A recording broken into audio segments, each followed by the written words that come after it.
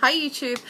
Before anything else, I just want to point out that this is the third time today I've had to do this. I've given up completely on YouTube Capture. YouTube Capture was also responsible for that thing at the end of my first video where that little bit at the end ended up getting cut off. It wasn't anything particularly important, but I've shown myself to be completely incapable of using YouTube Capture, so from now on I'll just be using it to upload, so everything should go a lot smoother. Also, I have to apologise yet again for the quality and just point out that I'm going to be using this iPad for the foreseeable future. I am a poor, starving, struggling artist, so getting a new computer and webcam is not on the cards anytime soon. So hopefully the content justifies looking past the graininess and just enjoying it anyway, I hope. I wanted to thank you wholeheartedly for the very interesting comments that were left on the first video, particularly the comments that were made by Chulolok and Sagak Ishmael. I'm hoping I pronounced those right. So they raised some really interesting points, and if you're watching this and haven't seen the first video, then I recommend going back even just to read the comments. That they were really good. I also realised that in my first video I didn't actually introduce myself at all. I just got straight into it, so I thought I'd do that today. I'm Pigeon. Whether or not that's my real name, you can guess.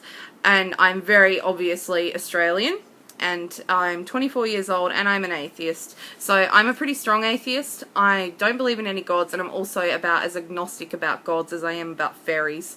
I can't necessarily know with 100% absolute certainty that there are no fairies, but for all practical purposes, I'm not going to qualify all my statements about their non-existence with that. I'm just going to say there are no fucking fairies. Same way I'll say there's no gods.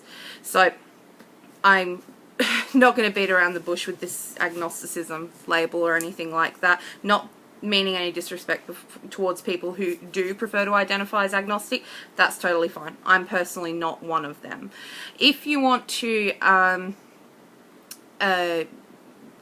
then talk about the burden of proof and how that works, sure.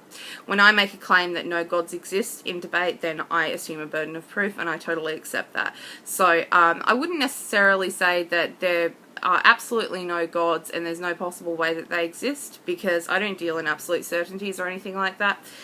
But I very rarely find myself having to actually defend the Gnostic atheist position or the strong atheist position, simply because defending the agnostic atheist position is generally all that's necessary, and not that it even really needs a defense. It's the default position really, but I find myself doing that more often than not. But if you want to define your god, assign it characteristics and traits and things like that, then sure, I'll have a go.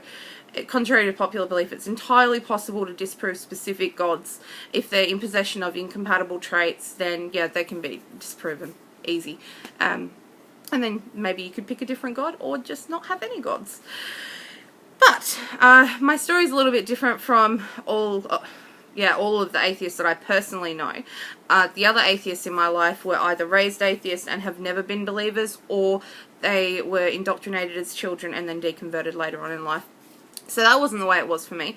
I was actually raised in an atheist household and then converted to Christianity as a teenager. I was quite a strong atheist by the time I hit high school, but then later on I ended up in a pretty emotionally vulnerable and needy place and was preyed upon by the religious, as they do. It's a tactic known as love bombing that I just fell victim to so easily, and I converted to Christianity. For a while I was a really hardcore fundamentalist, young earth creationist and everything, mainly because I didn't really have a very good scientific education before then either. That probably didn't help too much. Fortunately I mellowed out pretty quickly. I became quite a moderate Christian. By the time I deconverted and became an atheist, I was a really liberal Christian. I had a hard time reconciling my perception of God with the God depicted in the Bible, so I pretty much rejected the Bible in its entirety. I even read the Quran in the hopes that Islam had a better God to offer. It did not. And then I found out it was the same God anyway, so that's all there is to it. A friend showed me a thing called Scale of the Universe. If you haven't seen this, I recommend Googling it. It's amazing. It's a thing that zooms out from the smallest possible thing in the universe at the Planck length to the observable universe in its entirety, and it's just incredible. It was mind-blowing for me because I didn't actually know that much about cosmology or anything like that, and I didn't realize how big the universe was and how complicated and amazing and fantastic it was. And the thing that I couldn't stop thinking while I was watching it was, oh shit, God is so unnecessary. Fortunately this idea stuck and I couldn't get it out of my head, so and then coincidentally I did see a few videos on YouTube about critical thinking that stuck, so I decided to try and employ this, and then ka-ching, I'm an atheist. So it was pretty simple. The other thing that I wanted to address today was a comment that I made at the end of my first video, and I mentioned this in a discussion with some of the other commenters as well, about knowledge with or without God. This is a thing that pops up a lot in debates that I tend to have. People like to say that you cannot have any absolute certainty without God.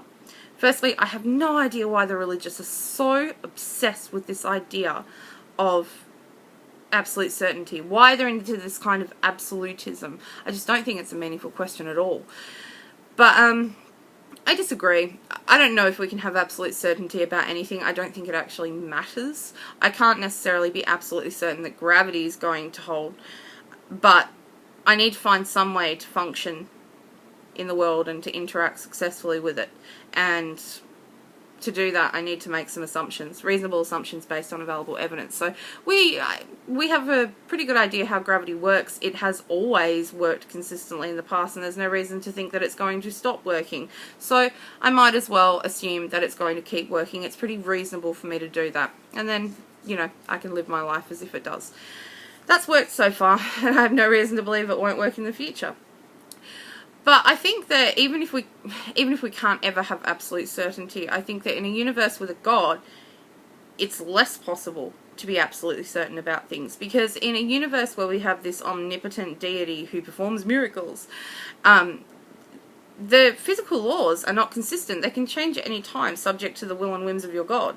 So when you go to the beach and you want to go for a swim and you run towards the water, you can't be certain that you're going to end up in the water, or, you know, you could end up running across the surface of the water. Or when you get yourself a glass of water, you don't know if you're going to get water or wine. So I think that certainty is less possible in a universe with no God. But I think the question of whether or not we can be certain about anything is actually entirely meaningless anyway, and I don't even really think it's worth discussing. I think that you end up just in this philosophical navel-gazing, and I think it's quite pointless. But yeah, I just wanted to elaborate a bit more on that because I did bring it up twice. I'm pretty sure I brought it up in the comments on my first video as well. And also, my position on religion, which is not necessarily the same as my position on God. You have theism and then you have religion. They're actually different things. So, I am an anti-theist. I am no friend of religion at all. I used to be a Baptist, used to speak in tongues and everything. And I consider religion to, as it is at this point, to be harmful.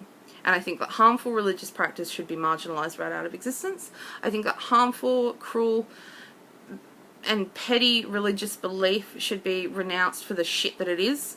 And I think that people who are standing on the side of the road, threatening people with hell and eternal damnation, should be told to shut the fuck up, produce some evidence, or get out. That just reminded me of something. I was going to mention Dusty Smith. Anyone who doesn't know who Dusty Smith is, his channel here on YouTube is Cult of Dusty, and he's amazing. You should subscribe right now. He referred to these people as terrorists, and I couldn't agree more. It's a kind of low-grade petty terrorism. It's an attempt to manipulate people through threats of torture and violence, and it's completely unacceptable. We shouldn't stand for it. These people should be bullied right off the street. So that's my position on religion. I hope that's enough information to be getting on with. If you have any other questions about my religious experience, my deconversion, or anything like that, then you can feel free to leave a comment, or if you agree or disagree with anything I've said and have a need to express that, then leave a comment. I love it when people agree with me. I love it even more when they disagree with me. And I will catch you next time.